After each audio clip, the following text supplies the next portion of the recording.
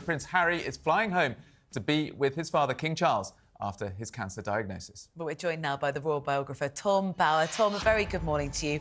Obviously, you know, Nick described it earlier as this kind of shock as everyone's realised this realisation, as so many families do all the time. How will this diagnosis have an impact on that family, the royal family, particularly the King and his son, Harry?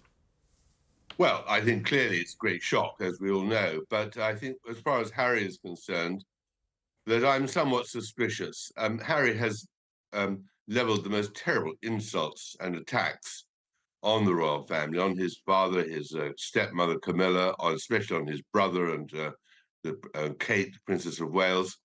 And it's very hard to see how those dreadful things he said in his book and his interviews can suddenly be brushed aside just because of this terrible shock about the King's health. So I think that it's more in his interest he's coming than in the royal family's. I think he clearly is shocked by his father's potential mortality. But on the other hand, he sees a moment for his own self-publicity. I don't think there's any generosity of spirit in Harry. He hasn't shown it in the past 3 years, on the contrary. And I think that his visit recently to Jamaica, which was clearly intended to stoke up problems between the monarchy and that Caribbean country, shows that he has a dreadfully different agenda than the British one of reconciliation. So I'm not optimistic, but I can understand why he feels that he needs to be here. Tom. Probably his father encouraged him to come. Tom, it's Nick here. We haven't spoken before. Good morning. Let me try and warm the cynical cockles of your heart here. Surely this is exactly what anyone would do in this situation if they heard that their father had had a potentially very serious diagnosis. If you had the means, of course, you'd fly around the world to be with them, whatever water had gone under the bridge before. Yes, I agree with you in normal families, but I think you've got to remember one thing, that the prostate diagnosis was issued about 2 weeks ago, and there was a deafening silence from Harry when that came out, and he had no idea what the result would be. Why was he silent then and not now? I think undoubtedly the King, who does want reconciliation, who's far softer than his elder son, William, towards Harry, probably did encourage him to come in the hope of some sort of reconciliation. But I think there's a lot to be seen before they make up. There's a lot of blood and hatred has flown under the bridge. You're right. Illness is always a moment for some sort of reconciliation, but it's very hard to see how all that has been said and done can suddenly be pushed aside, especially because the Queen was described, for example, not so long ago by Harry as vicious. Why should she suddenly forget what Harry said about her? From the King's perspective, you said he's keen for there to be some sort of reconciliation. I think Nick's right. If there's going to be anything that would help this family come to a greater space of harmony, this would be it. If the King is open to it, and you mentioned the previous diagnosis, which we know didn't have the degree of gravitas or seriousness, this is an opportunity for Harry if he feels like reconciliation is what he wants. The door appears to be open to him. Well, I think you're absolutely right there. But of course, there's also Meghan, and she is somebody who absolutely has never sought reconciliation with anyone after she's declared war. Look at the way she's treated her father, let alone her former husband and friends. So there'll be two there.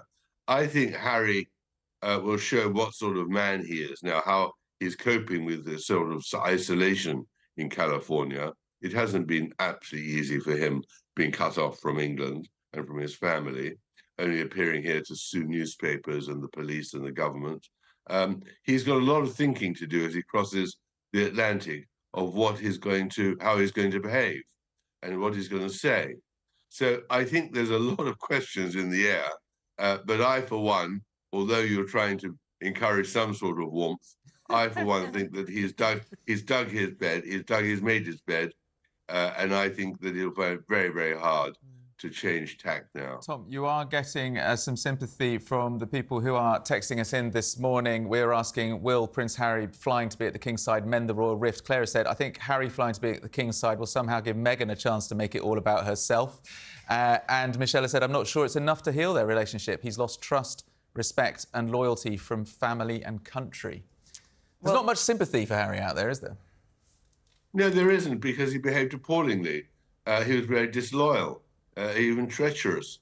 And the trouble is that the king undoubtedly would like some sort of reconciliation. He undoubtedly feels distraught that his younger son stayed just such a short period for the coronation and flew off, caused problems during the Queen's funeral. It's very troubling for him. He's not somebody who likes confrontation.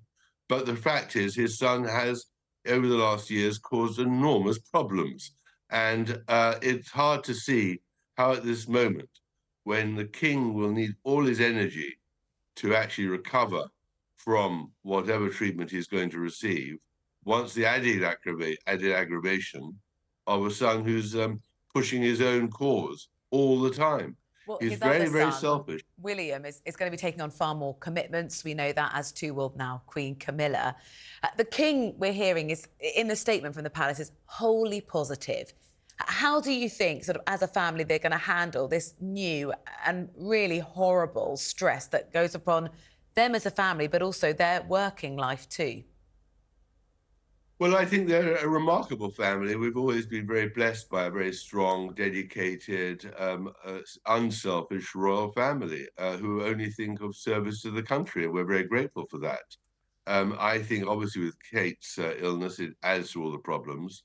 One aspect of all this, which I don't think people have taken on board, is that the king is a great believer in alternative medicine. And I think that he will, for 30 years or more, he has been campaigning against drugs like that are often used in cancer, chemotherapy and things like that. And he has an advisor, a medical advisor now, Michael Dixon, who is one of the foremost proponents of alternative medicine. So we shall see that the king's treatment will not, in my view, be conventional. He will not suffer the side effects of many of the drugs and chemicals which are administered for cancer. He will look for the homeopathy and things like that. So I think we're in for a period of revelation as much as we're hoping for the restoration of his health.